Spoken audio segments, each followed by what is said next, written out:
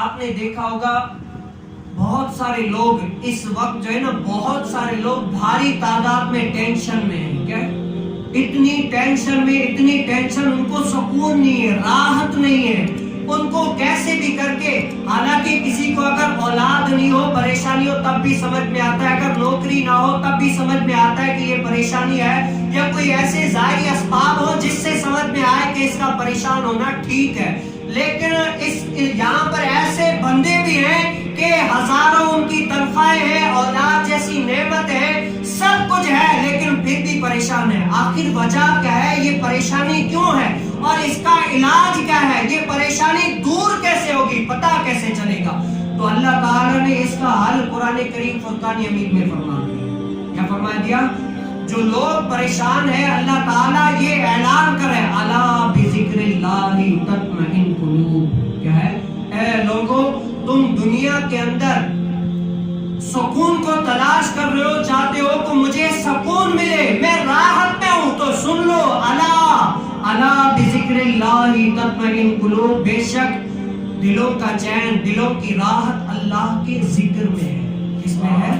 دلوں کی راحت، دلوں کا چین کس میں ہے؟ اللہ کے ذکر میں ہے، اور کسی بھی جگہ نہیں ہے. اب یہاں پر ذکر سے مراد عام لوگ بہت سارے یعنی ایسے ہی سمجھتے ہیں، جیسے ہم سوچتے ہیں اگر ہم نے ایک نماز پڑھ لی تو ہم نے ذکر کر لیا، یا ایک مرتبہ درود شریف پڑھ لیا تو ہم نے ذکر کر لیا، ہمیں جو ہے نا راحت مل جائے. حالانکہ ہم ایک نماز، دو نماز، 3 دن 4 دن نمازیں پڑھ رہے ہوتے، وہ تسبیح بھی پڑھ رہے ہوتے، لیکن ظاہری طور پر ہمیں سکون نہیں ملتا. تو کیا کرتے؟ مولانا صاحب نے غلط بولا تھا. کیا ہے؟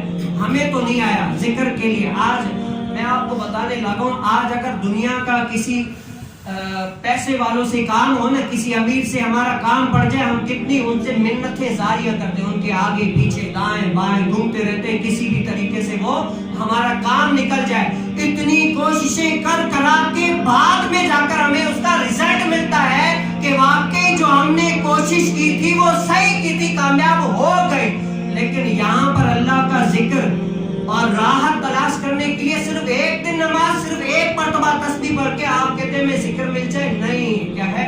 یہاں پر اگر آپ نماز کی طرف، اللہ کی اطاعت کی طرف صرف سوچیں نا کہ میں کل سے نماز پڑھوں گا، شیطان فل تیار بیٹھا ہوا ہے. کیا ہے؟ فل تیار بیٹھا ہوا ہے کہ یہ صرف گمان میں لائے کہ مجھے نماز پڑھنی ہے، اپنا پورا کام شروع کر دیں. یہ تو آپ کی نفس پر گرا ہے. آپ دیکھتے ہیں شیطان سے لڑتے ہیں یا نہیں لڑتے. وہ ایک بندے کو راضی کرنے کے لیے مہینوں لگ جاتے ہیں، بعد میں جا کر وہ بندہ راضی ہوتا ہے. اللہ سے ہم جب اللہ کو راضی کریں گے تو ایک دن میں راضی ہوگا. اللہ تو راضی ہوتا ہی ہوتا ہے، لیکن ہمیں ایسی تو عبادت کرنی ہے کہ شیطان لاکھ ہمیں بھٹکائے، لیکن کیا ہم اللہ کی عبادت کی طرف